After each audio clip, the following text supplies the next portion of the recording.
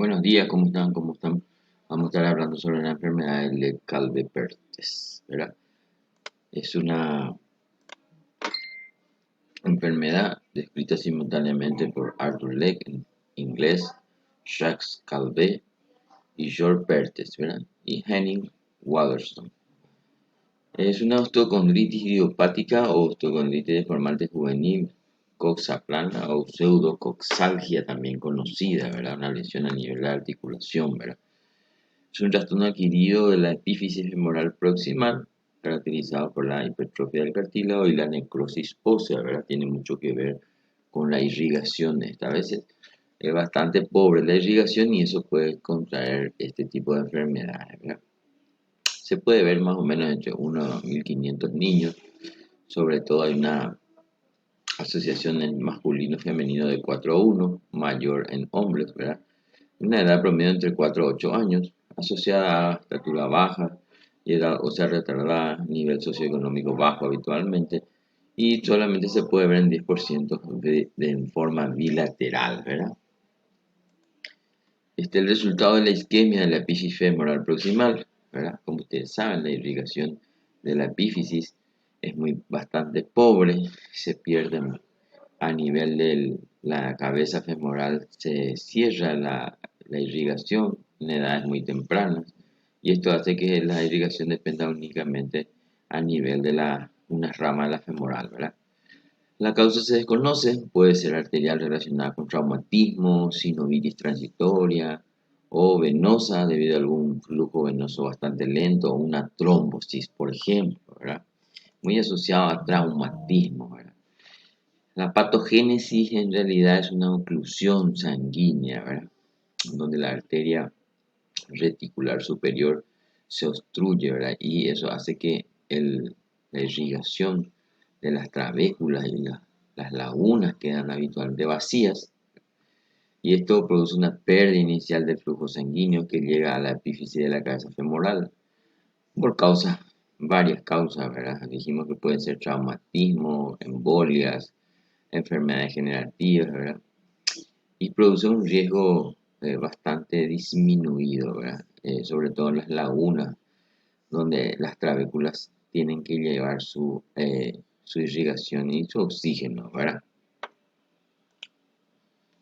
Tiene tres etapas: una etapa inicial, una etapa de fragmentación, una etapa de reosificación o cicatrización y una etapa residual o remodelación, que es bastante tardía, ¿verdad?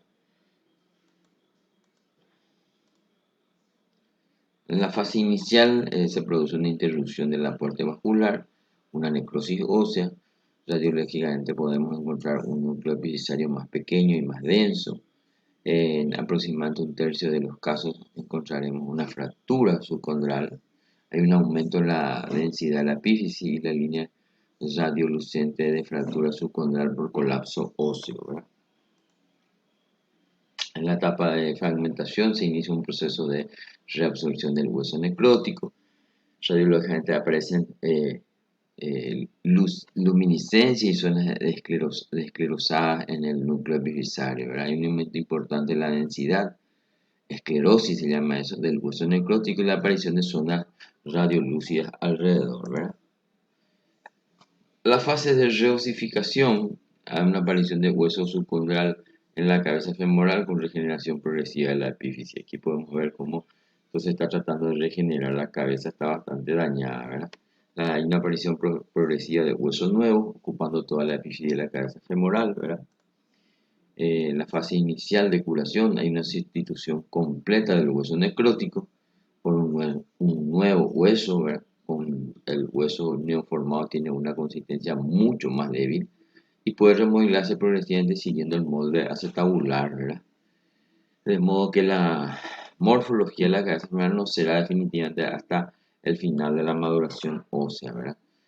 ¿Cuáles son las manifestaciones clínicas de esta enfermedad, verdad? Sobre todo trastornos en la marcha, claudicación durante la marcha, dolor que puede ir de leve a moderado, limitación de la rotación interna y abducción, atrofia muscular de los glúteos y el muslo y marcha de tren de Lemborg, ¿verdad? ¿Cómo llegamos al diagnóstico? Sobre todo con la historia clínica, el examen físico, siempre pedimos una radiografía AP y lateral de la cadera, ¿verdad? O una tomografía de cadera o panorámica de pelvis para hacer una comparativa con la otra pelvis, con la otra articulación, ¿verdad? Una gammagrafía con tecnesio 99 o una resonancia magnética y si es necesario una radiografía para ver el estado del flujo de la cabeza, ¿verdad? Y podemos ver cómo esto se daña, hay una fractura prácticamente, una remodelación de la cabeza y la articulación, donde se pierde bastante la forma en la articulación, ¿verdad?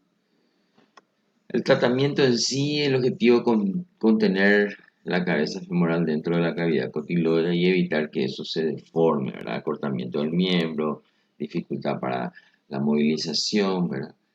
El tratamiento conservador habitualmente se da con reposo, ortesis, una descarga, una marcha asistida y tracción esquelética muchas veces, ¿verdad? El tratamiento quirúrgico ya hay una osteotomía, donde hacemos una osteotomía valgastante de fémur, acetabuloplastias o tenotomías, ¿verdad? Aquí podemos ver cómo se pone un material de osteosíntesis para tratar de mantener la unión entre la cabeza y la epífisis, ¿verdad?